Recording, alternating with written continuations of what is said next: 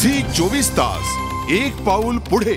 आणि मुंबई विमानतळाची जबाबदारी सांभाळणाऱ्या जीव्हीके कंपनीने चार्टर आणि नॉन शेड्यूल विमानांवरील पार्किंग चार्ज हटवण्यावर विचार करणार असल्याचं आश्वासन दिलंय। बुधवारी जीव्हीके कंपनी आणि 27 ऑपरेटर्सची बैठक झाली। जीव्हीकेच्या मनमानी कारभारामुळे नुकसान होत असल्याचा आरोप ऑपरेटर्सने केलाय। मुंबई विमानतळावर पार्किंग चार्ज लावण्याच्या जीव्हीके कंपनीच्या निर्णयाविरोधात खासगी विमान ऑपरेटर्स एकत्र आले। जीव्हीके आणि ऑपरेटर्समध्ये बुधवारी झालेल्या बैठकीत पार्किंग चार्जेस 1000हून 15000 रुपये करण्यावर नाराजी व्यक्त करण्यात आली।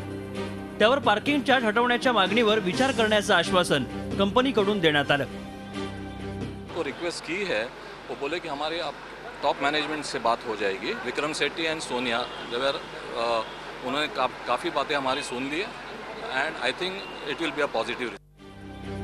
जीव्हीके कंपनीला मनमानी पद्धतीने पार्किंगचे चार्ज वाढवण्याची परवानगी नागरी उड्डयन मंत्रालय किंवा कोणत्याही सरकारी संस्थेकडून मिळालेली नाही।